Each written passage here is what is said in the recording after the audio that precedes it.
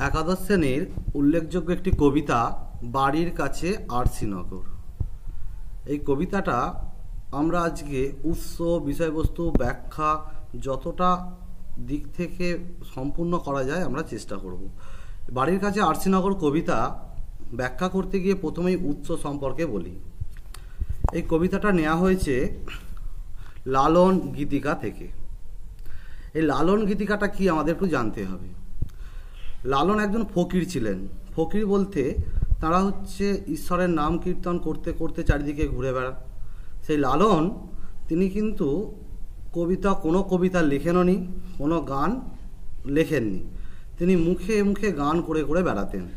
কিন্তু একটা সময় এই গানগুলো এতটাই গুরুত্বপূর্ণ হয়ে ওঠে যেগুলো মানব সমাজে ছড়িয়ে পড়ে এবং দীর্ঘদিন মুখে মুখে প্রচলিত হতে থাকে। সেই উদ্দেশ্যে কলিকাতা বিশ্ববিদ্যালয় লালন ফকিরের গানগুলো একটা বইয়ের মধ্যে লিপিবদ্ধ করে। সেই বইটার নাম হচ্ছে লালন গীতিকা। অতএব আমরা এগুলো কবিতা আকারে পেলেও ওগুলো কিন্তু সব গান।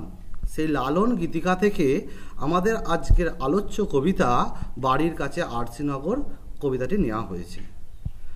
লালন গীতিকা এটি 1958 সালে কলকাতা বিশ্ববিদ্যালয়ে প্রকাশিত লালন গীতিকা নামক লালনের গানের সংকলন থেকে নেওয়া হয়েছে। তাহলে এই লালন গীতিকাটি এটা কিন্তু কবি নিজে লেখেননি। অন্যান্য যেমন আমরা কাব্যগ্রন্থ পাই সেই কাব্যগ্রন্থের নামকরণ কিন্তু কবি নিজেই করেন। এখানে কিন্তু কবি কোনো রকম নামকরণ করেননি। করেছেন কে না কলিকাতা বিশ্ববিদ্যালয়। তাই কলিকাতা বিশ্ববিদ্যালয়ের যে নামকরণ সেটা হচ্ছে লালন গীতিকা। এখান থেকে আমাদের বাড়ির কাছে আরসিনগর কবিতাটি নেওয়া হয়েছে। এবার আসি বিষয়বস্তু। বিষয়বস্তু সম্পর্কে বলতে গিয়ে প্রথমেই বলবো কবিতাটা কি ধরনের কবিতা। কবিতাটা কিন্তু প্রেমের কবিতা।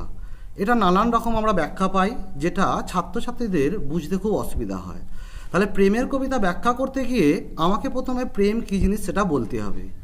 আমরা আধুনিক সমাজে যুবক যুবতীর যে প্রেম লক্ষ্য করি সেই প্রেমের ছবি কিন্তু এই কবিতার মধ্যে আছে।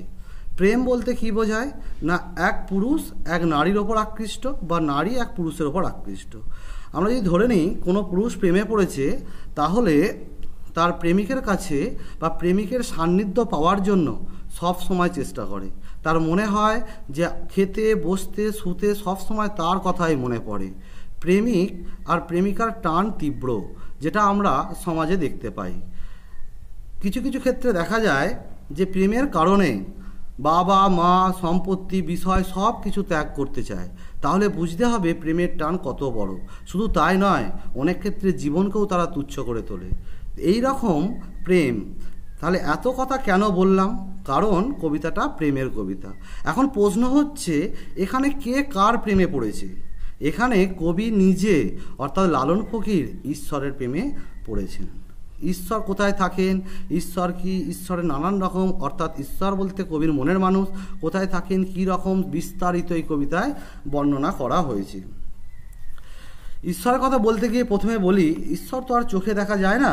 ঈশ্বর সম্পূর্ণ হচ্ছে হৃদয় দিয়ে আত্মস্থ করার জিনিস।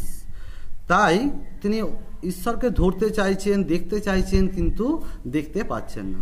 যাকে বোঝানোর সুবিধার্থে আমি কবিতাটাকে 5টা পয়েন্টে ভাগ করেছি। এক হচ্ছে পড়শির বাসস্থান, গায়ে যেতে না পারার কারণ অর্থাৎ পড়শি অর্থাৎ প্রেমিক কোথায় বসবাস করেন কবির প্রেমিক সেটা। আচ্ছা, প্রেমিকের কাছে কেন পৌঁছাতে পারছে না তার একটা ব্যাখ্যা। তারপরে তার প্রেমিক অর্থাৎ মনের মানুষ কেমন দেখতে সেইটা সম্পর্কে বর্ণনা। আর কবি কেনই বা তার প্রেমে পড়েছেন সেই কবির উদ্দেশ্যটাও দেওয়া হয়েছে। আর শেষে কবির যে নিরাশা ঈশ্বরকে দেখতে না পাওয়ার সেটা হচ্ছে কবির আক্ষেপ হিসাবে পয়েন্ট করে দিয়েছি। আমরা প্রত্যেকটা পয়েন্ট ধীরে ধীরে ব্যাখ্যা করব। তোমরা মন দিয়ে শুনলে বিষয়টা খুব পরিষ্কার হয়ে যাবে।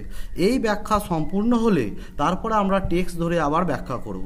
তবে এ প্রসঙ্গে আগে বলে রাখি যে আমাদের এই কবিতার সমগ্র সাজেশান এবং নোট পাওয়ার জন্য তোমরা কিন্তু ভিডিওটা শেষ পর্যন্ত দেখবে এবং শেষে আমাদের নোট এবং সাজেশান সম্পর্কে কিছু বক্তব্য রাখা হবে। তোমরা সেটা মেনে চললে অবশ্যই সেগুলো পেয়ে যাবে। যাই হোক, ব্যাখ্যাতে আসি। প্রথমেই লিখেছি যে পড়শির বাসস্থান অর্থাৎ কবি যার প্রেমে পড়েছেন অর্থাৎ ঈশ্বর। এখানে পড়শি বা পড়শি তাহলে এই পড়শি বলতে কবির মনের মানুষ বা ঈশ্বর, তিনি কোথায় থাকেন।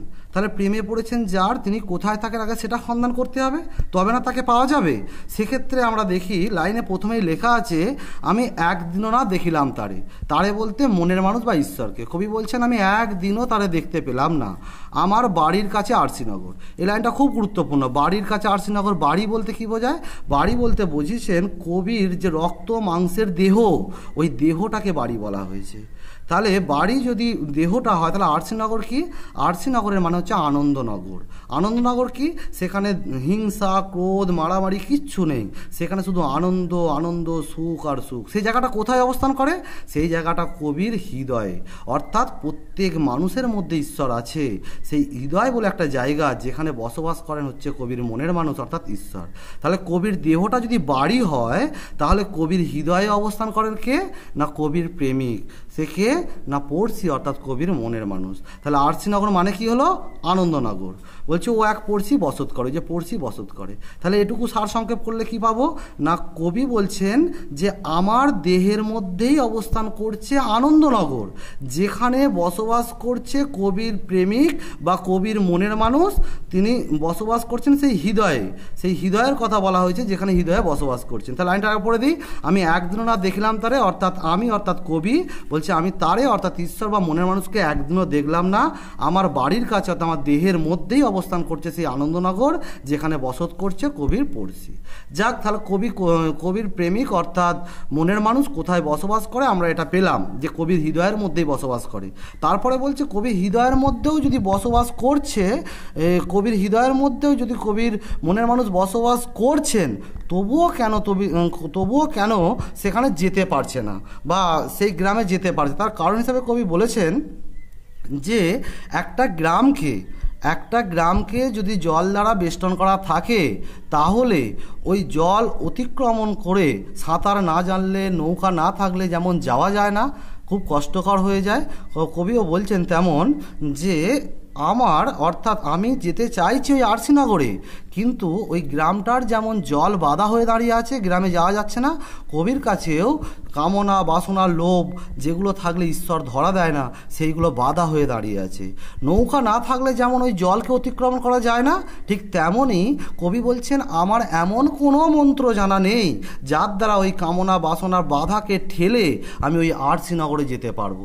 সেক্ষেত্রেই কবি বলছেন গ্রাম বেরিয়ে অগাধ পানি, মানে গ্রামকে বেরিয়ে মানে বেষ্টন করে আছে, মানে গ্রামকে যখন কোনো অগাধ পানি অর্থাৎ অগাধ জল দ্বারা ঘিরে আছে, ঠিক আছে, বলছে ও তার নাই কিনারা নাই তরণী পারে।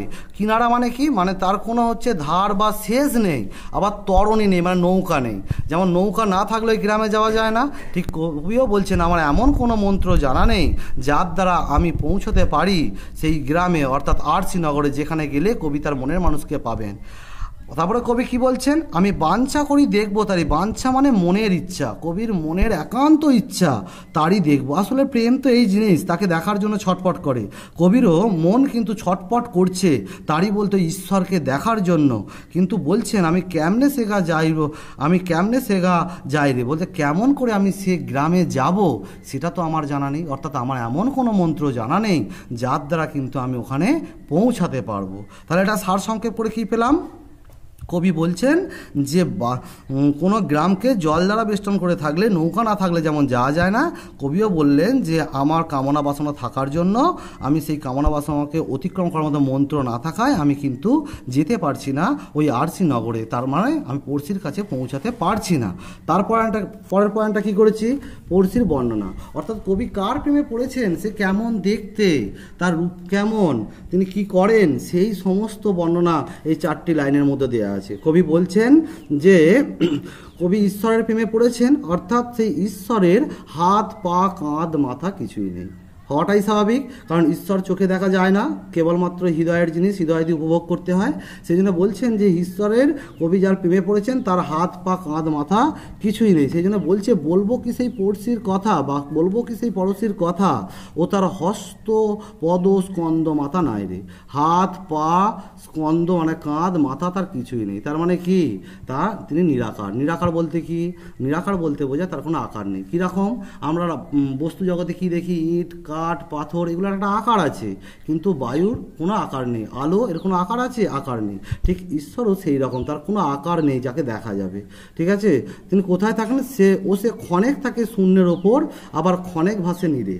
এই ব্যাখ্যাটা বিভিন্ন বই বা বিভিন্ন ইউটিউব চ্যানেলে নানান রকমভাবে দিয়েছে, যেটা গ্রহণযোগ্য বলে মনে হয়নি। তবে এটা সাধনার বিষয়, আমি আগেই বলেছি এটা কোনো কবিতা নয়, এটা সাধনার বিষয়। অতএব যার যখন কামনা বাসনা এইগুলো কমে আসবে, ঈশ্বরের প্রতি মনোনিবেশ হবে, ঠিক ততক্ষণই ঈশ্বরের স্পর্শ বা ঈশ্বরের সান্নিধ্য বা ঈশ্বর চেতনা জাগ্রত হবে। তখন মনে হবে নীরে, মানে জলে বা বাস্তবে আছে। যখন ওই স্পর্শ, ওই সান্নিধ্য, ওই ভাব কেটে যাবে, তখন মনে হবে ঈশ্বর সম্বন্ধে তো কিছুই নেই, তখন মনে হবে শূন্য। অর্থাৎ যখন মনে হবে আছে তখন মনে হবে বাস্তবে, আর যখন মনে হবে নেই মানে তখন শূন্যে। আচ্ছা, কবি কেন প্রেমে পড়েছেন তার পয়েন্টটা হচ্ছে কবির উদ্দেশ্য। এতক্ষণ কবি প্রেমে পড়েছে সে সম্পর্কে বললাম। সবার একটা কারণ থাকে, কেউ কিছু না একটা দেখে প্রেমে পড়ে না। প্রেমে পড়ার আগে তার কোনো ভালো গুণ দেখে, তার কোনো একটা ভালো ইচ্ছা থাকে, কামনা থাকে, বাসনা থাকে, যেগুলো পেলে তার মনের বাসনা পূর্ণ হবে। ঠিক কবিরও তো একটা উদ্দেশ্য আছে। কেন কবি এত বস্তু জগতের এত নরনারী থাকতে প্রেমে না পড়ে ঈশ্বরের প্রেমে পড়তে গেলেন? কবি কিন্তু এখানে বলেছেন, পড়ছি যদি আমায় ছুতো আমার জম যাতনা যেত দূরে। এই জম যাতনা, জম মানুষকে কি দেয়? জম মানুষকে মৃত্যু দেয়। আচ্ছা, মানুষ মারা যায় কেন? মানুষ মারা যায় মৃত্যুর যন্ত্রণা পায় বলে। আচ্ছা, যন্ত্রণাটা যদি না থাকে তাহলে কি মারা যাবে? তাহলে কিন্তু মারা যাবে না। তাহলে মানুষের সারা জীবনে অনেক কষ্ট পায় কিন্তু মারা যায়নি। তখনই মারা যায় যে যন্ত্রণাটা সহ্য করতে পারে না, তাই তিনি মারা যান। অতএব মৃত্যু যন্ত্রণাই কিন্তু একটা মানুষের কাছে সবথেকে কঠোর, কঠিন এবং ভয়ঙ্কর যন্ত্রণা। আর সেই যন্ত্রণাটা আসলেই তাকে মরতে হবে। আর এই কবি বলছেন, যদি আমাকে একবার মনের মানুষ ঈশ্বর ছুঁয়ে দিতেন তাহলে আমার জম যাতনা থাকতো না, মানে মৃত্যু যন্ত্রণা থাকতো না। তার মানে কি? কবি অমর হতে চাইছেন। অতএব কবিকে যদি কবির মনের মানুষ ছুঁয়ে দিতেন তাহলে কবি কিন্তু চিরকালের জন্য অমর হয়ে যেতেন। তাহলে কবির উদ্দেশ্য কিন্তু অমরত্ব লাভ করা। কিন্তু দুঃখের বিষয়, চাইলেই তো সব পাওয়া যায় না। তাই কবি বললেন যে আমার কামনা বাসনা থাকার কারণে ঈশ্বর তাকে আর ধরা দিলেন না। সেই জন্য আক্ষেপ তিনি করেছেন। সেই জন্য লাস্টে আমি লিখেছি কবির আক্ষেপ। কি বলেছেন? আবার সে আর লালন একখানে রয়। এটাই সব থেকে বড় আক্ষেপ, যে ঈশ্বর আর লালন অর্থাৎ কবি একই সাথে আছে। দূরে থাকলে আলাদা কথা, কিন্তু তার হৃদয়ের মধ্যেই আছেন ঈশ্বর। তবুও তাকে ধরা দেননি, কারণ তার লোভ, কামনা, বাসনা চূড়ান্ত। যেটা কবি তাকে ঈশ্বর তার সান্নিধ্যে আসছে না, সেই জন্যই কবি লাস্ট লাইনে লিখছে, তবু লক্ষ যোজন ফাঁকড়ে। যোজন আবার কি জিনিস? এখন আমাদের দূরত্ব মাপার জন্য যেমন একক ব্যবহার করা হয়, কিলোমিটার, মিটার, তেমনই তৎকালীন সময় যোজন ছিল। অর্থাৎ লক্ষ যোজন কবির সাথে ঈশ্বরের ফাঁক, অথচ কবির কাছেই ঈশ্বর আছেন। তাহলে কাছে আছে অথচ ধরতে পারছে না, এটা সব থেকে কষ্টদায়ক। আমরা দেখেছি পরিবারে কোনো ঝুট ঝামেলা হলে, কোনো বাচ্চা ছেলে দু ভাইয়ের মধ্যে দ্বন্দ্ব হয়, দেখা যায় এক ভাই অপর ভাইয়ের বাচ্চা ছেলেটিকে ভালোবাসে, কিন্তু আসতে দিলেই বা তাকে দেখলে, তাকে স্পর্শ করলেই কিন্তু বাচ্চাটিকে পানিশমেন্ট পেতে হয়। তখন ওই কষ্টটা বোঝা যায় যে একটা টান কতটা কষ্টদায়ক হয়। ঠিক সেই রকমই কাছে আছে অথচ তাকে দেখছে বা দেখতে চাইছে, পাচ্ছে না, সেটা কষ্ট বেশি। দূরে থাকলে আলাদা ব্যাপার, কিন্তু এখানেও কবির সঙ্গে প্রতি মুহূর্তে, প্রতিনিয়ত ঈশ্বর আছেন, কিন্তু তাকে ধরতে পারছেন না। এটাই সব থেকে কবির কাছে বেদনাদায়ক। এরপর আমরা টেক্সটটা ধরে ধরে আলোচনা করব। আশা করি তোমাদের বিষয়টা বুঝতে খুব সহজ হবে। Subscribe and click the bell icon. আমরা এতক্ষণ পয়েন্ট আকারে কবিতার বিষয়বস্তুকে ব্যাখ্যা করেছি, তবুও আমরা একবার টেক্সটটা ধরে আলোচনা করে নিই, তাতে করে আর একটু ভালো পরিষ্কার হয়ে যাবে। যেটা বলেছিলাম সেটাই আছে। দেখা যাক, লাইনে বলা হয়েছে, আমি একদিনও না দেখিলাম তারে আমার বাড়ির কাছে আরসিনগর। অর্থাৎ কবি তার মনের মানুষকে একদিনও দেখতে পায়নি। কেন না? আমার বাড়ির কাছে আরসিনগর। বাড়ির কাছে কি আছে? আরসিনগর। আরসিনগর মানে কি বলেছি? আনন্দনগর। তাহলে সে আনন্দনগর বাড়ি বলতে কি বলেছি? দেহ। তাহলে দেহর মধ্যেই অবস্থান করছে কি? আরসিনগর। সেখানে কে বাস করছে? পড়শি মানে কি? কবির মনের মানুষ অর্থাৎ ঈশ্বর। অতএব বাড়ির কাছে বসবাস করছে, কিন্তু কবি তাকে একদিনও দেখতে পাননি। তাহলে আবার বলছে, গ্রাম বেরিয়ে অগাধ পানি ও তার নাই কিনারা নাই তরণী পারে। অর্থাৎ গ্রামকে জল দ্বারা বেষ্টন করে থাকলে যেমন ওই গ্রামকে অতিক্রমণ করা যায় না, ঠিক তেমনই জল দ্বারা অতিক্রম করে থাকলে যেমন যাওয়া যায় না, নৌকা না থাকলে, ঠিক তেমনই কবি বলছেন যে আমার মধ্যে কামনা বাসনা থাকায় এমন কোনো মন্ত্র নেই যেগুলো অতিক্রমণ করে আমি ওই গ্রামে পৌঁছাতে পারবো। আমি বাঞ্ছা করি দেখবো তারই আমি কেমনে শেখা যায় না, আমি বাঞ্ছা করি অর্থাৎ আমার মনের ইচ্ছা আছে যে আমি তাকে একবার দেখবো। কাকে? কবি তার মনের মানুষকে দেখতে চায়, কিন্তু কিভাবে সেই গ্রামে যেতে হবে সেটা কিন্তু বলছে জানা নেই। জানার উপায় থাকলে কবি জেনে নিতেন বা চলে যেতেন, জানা নেই বলেই আক্ষেপ করছেন। তারপরে বলছেন প্রেমিকের বর্ণনা, অর্থাৎ কবির মনের মানুষের বর্ণনা দিতে গিয়ে বলছেন বলবো কি সেই পড়শির কথা, অর্থাৎ ওই ঈশ্বর বা মনের মানুষের কথা কি আর বলবো, ও তার হস্ত পদ স্কন্দ মাথা নাই রে, তার কি নেই? হাত পা কাঁধ মাথা কিছুই নেই। এটাই সব থেকে মানে অন্যরকম একটা চাওয়া পাওয়া, যার হাত পা কাঁধ মাথা কিছুই নেই অথচ তিনি কবি তাকে ভালোবেসেছেন। ও সে ক্ষণেক থাকে শূন্যের ওপর, আবার ক্ষণেক ভাসে নীড়ে। অর্থাৎ ঈশ্বরের প্রতি ভাব যখন চূড়ান্ত হয় তখন ঈশ্বরের সান্নিধ্য বা ঈশ্বরের স্পর্শ পাওয়ার মতো চেতনা জাগ্রত হয়, আবার যখন ভাব কেটে যায় তখন শূন্য মনে হয়। পড়শি যদি আমায় ছুঁতো আমার জম যাতনা যেত দূরে। পড়শি অর্থাৎ কবির লাভ কি হতো? কবিকে যদি পড়শি ছুঁয়ে ফেলতো, অর্থাৎ পড়শি যদি ছুঁয়ে ফেলতো তাহলে কবির জম যাতনা অর্থাৎ কবির মৃত্যু যন্ত্রণা কিন্তু দূর হয়ে যেত। তাহলে কবি কিন্তু কোনোদিন মরতেন না, ফলে অমর হয়ে যেতেন। আর লাস্টে কবি কি বলছেন? আবার সে আর লালন একখানে রায় তবু লক্ষ যোজন পাক। লালন অর্থাৎ কবি এবং কবির মনের মানুষ একই সাথে আছে, একই হৃদয়ে আছে, কিন্তু কবি তার স্পর্শ পারছেন না। দূরত্বটা কতটা? না লক্ষ যোজন দূরত্বে আছে। আর তার জন্যই কবির এখানেই আক্ষেপ প্রকাশ করেছে। বাড়ির কাছে আরশিনগর কবিতার আলোচ্য বিষয় ছিল। এই কবিতা সম্পর্কে যাবতীয় নোট পেতে আমাদের এই হোয়াটসঅ্যাপ নাম্বারে SMS করুন বা হোয়াটসঅ্যাপ গ্রুপে জয়েন করুন, নিচে লিংক দেওয়া আছে।